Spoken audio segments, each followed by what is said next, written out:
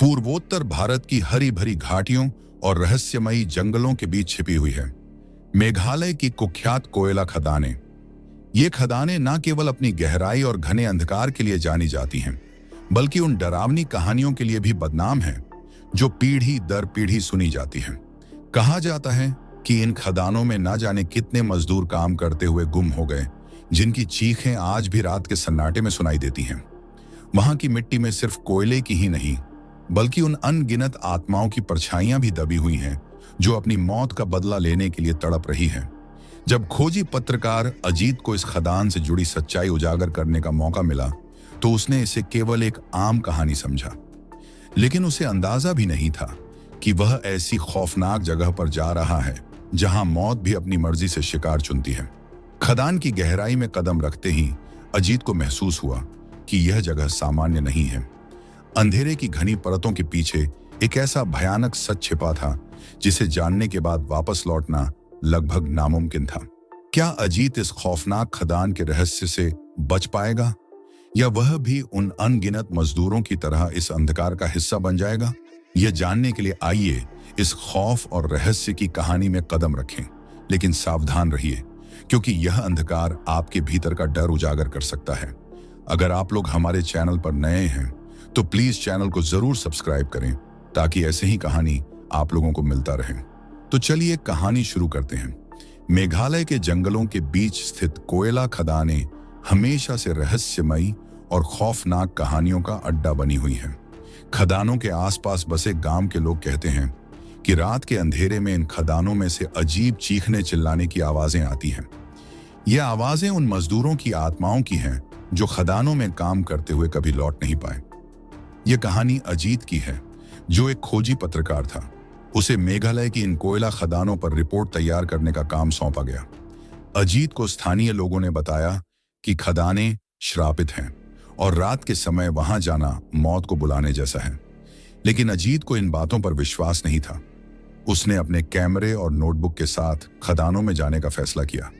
जब अजीत खदानों के पास पहुंचा तो उसने देखा कि वहां एक अजीब सी खामोशी थी। दिन में मजदूर काम कर रहे थे, लेकिन उनकी आंखों में डर साफ झलक रहा था।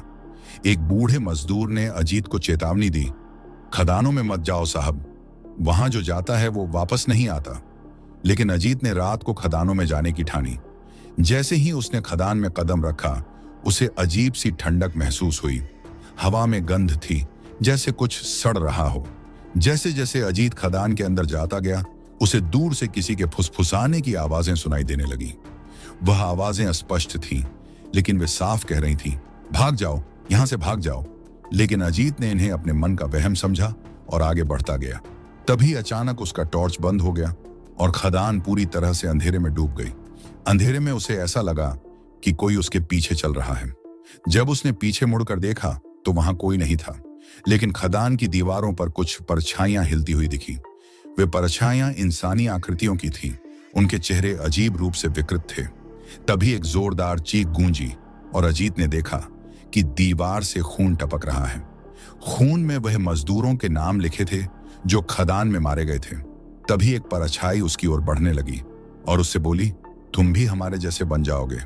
तब अजीत को महसूस हुआ कि यह खदानें सिर्फ कोयला निकालने की जगह नहीं है। यहाँ कभी एक तांत्रिक ने काले जादू का अनुष्ठान किया था और बलि के लिए मजदूरों का इस्तेमाल किया गया था। जो मजदूर मारे गए, उनकी आत्माएं यहीं कैद हो गई। अब खदान की आत्माएं हर उस इंसान को मार देती हैं जो उनके करीब आता है। अजीत ने किसी तरह हिम्मत जुटाई और भागने की कोशिश की, लेकिन खदान के रास्ते बदलने लगे, जैसे कोई उसे फंसाना चाह रहा हो। वह चीखता चिल्लाता बाहर की ओर भागा। तभी एक मजदूर की आत्मा ने उसका रास्ता रोक लिया और कहा, तुमने हमारी कहानी सुन ली, अब तुम जिंदा नहीं बचोगे। सुबह खदान के पास लोगों ने अजीत का कैमरा और नोटबुक पाया। उसमें खदानों की डरावनी सच्चाई दर्ज थी, लेकिन अजीत कभी वापस नहीं लौटा। सुबह जब गांव वालों ने खदान के पास अजीत का कैमरा और नोटबुक पाया तो हर कोई दहशत में था। कैमरे में दर्ज आखिरी वीडियो को देखने की हिम्मत किसी ने नहीं की, लेकिन गांव के मुखिया ने आखिरकार हिम्मत जुटाकर उसे देखा। वीडियो में अजीत खदान के अंदर भागते हुए दिख रहा था। उसकी सांसें तेज थीं और उसका चेहरा डर से सफेद पड़ चुका था। पीछे से गूंजती आवाजें साफ सुनाई दे रही थी। तुमने हमें देख लिया है, अब तुम भी यहीं रहोगे। अजीत बुरी तरह चिल्ला रहा था, मुझे जाने दो, मुझे यहां से जाने दो। तभी कैमरे में एक भयानक छाया उभरी। वह छाया धीरे धीरे इंसानी आकृति में बदलने लगी।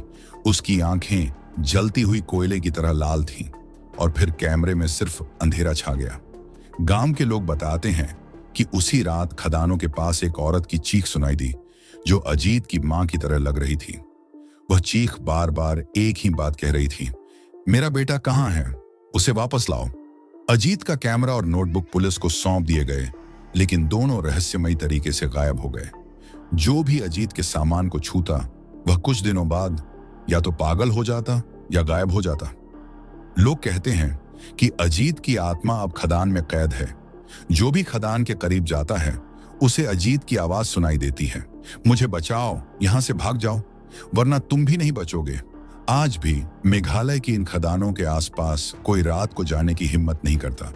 खदानों से उठती आवाजें और सिसकियां हर किसी को याद दिलाती हैं कि जो एक बार इन अंधेरी खदानों में घुसता है, वह कभी वापस नहीं आता। मेघालय की इन कोयला खदानों का रहस्य अंधकार में छिपा हुआ है, लेकिन क्या आप इन खदानों के अंधेरे में झांकने की हिम्मत रखते हैं? क्या आप उन सवालों के जवाब पा सकेंगे जिनसे अजीत जूझ रहा था? अगर यह कहानी ने आपको रोमांचित किया हो, तो और भी खौफनाक और रहस्यमयी कहानियों के लिए हमारे चैनल को जरूर सब्सक्राइब करें। हमारी दुनिया में और भी अनगिनत रहस्य छिपे हुए हैं, जिन्हें आप जानना चाहते हैं। सब्सक्राइब करें और उस अंधकार में कदम रखें जहां डर और रोमांच आपकी हर सांस को थाम लेंगे। अगली बार हम आपको और गहराई में ले जाएंगे, लेकिन सवाल यह है कि क्या आप तैयार हैं? तो चलिए मिलते हैं अगली रहस्यमयी और डरावनी कहानियों के साथ। तब तक अपना ख्याल रखें। धन्यवाद।